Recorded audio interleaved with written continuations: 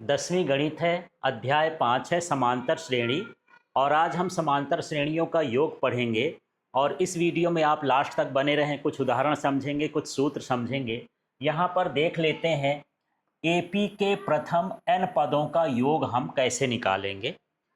तो यहाँ पर लिखते हैं Sn। क्या लिखते हैं? Sn। और इसका मतलब होता है n पदों का योग, सम ऑफ n टर्म्स। ठीक।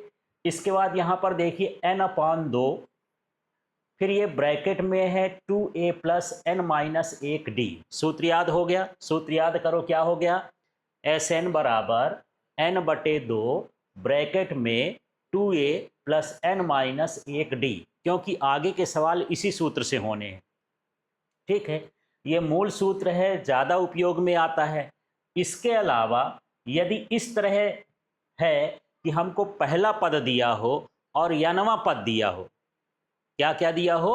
पहला पद और n वां पद, तो हम इस तरह से लिख सकते हैं Sn बराबर n/2 ब्रैकेट में a प्लस an। ये सूत्र भी होता है। इसके बाद यहाँ पर तीसरा देख लेते हैं, Sn बराबर n/2 a plus l। l का मतलब अंतिम पद है। तो ये तीन सूत्र हैं जिनकी सहायता से हम समांतर श्रेणियों के पदों का पूरा योग ज्ञात कर सकते हैं। ठीक है, अब यहाँ पर समझ लेते हैं कि s का मतलब क्या है। जो इसमें s लिखा है उसका मतलब है योग, अंग्रेजी में इसको क्या बोल देते हैं? सम। ठीक है, इसके बाद यहाँ पर n जहाँ जहाँ आया है, n का मतलब है पदों की संख्या, कि आप कितने पदों का योग कर रहे हैं।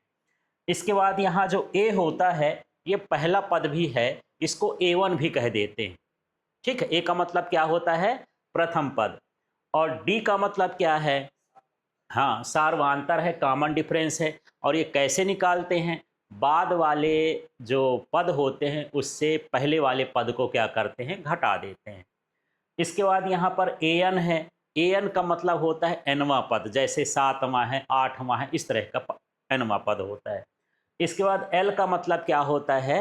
अंतिम पद होता है, लास्ट टर्म हो गया। समझ में आ गया? तो यदि किसी सूत्र में या किसी श्रेणी में हमको a पता है, n पता है, d पता है, तो हम उसका योग निकाल सकते हैं। ठीक, या योग पता है, इनमें से कोई एक चीज न पता हो तो भी निकाल सकते हैं। जैसे योग पता हो, a पता हो, d पता हो, तो n निकाल सकते हैं, है ना। तो ऐसा नहीं है कि योग भर निकालने के लिए है, ये कई चीजों को निकालने का है। इसमें से 1 2 3 4 अज्ञात चीजें कितनी हैं? 4। 4 में से यदि कोई हमको 3 दिया है तो हम चौथी चीज क्या कर सकते हैं? निकाल सकते हैं। ठीक है, अब यदि हमको प्रथम पद दिया हो और अंतिम पद दिया हो, पदों की संख्या दिया हो, तो हम इस सूत्र का इस्तेमाल करके भी निकाल सकते हैं उसको। ठीक है, और यदि हमको पहला पद दिया हो, अंतिम पद दिया हो, तो इस सूत्र का उपयोग कर सकते हैं। क्लियर हो गया? तो चलिए एक बार रिवाइज कर लेते हैं।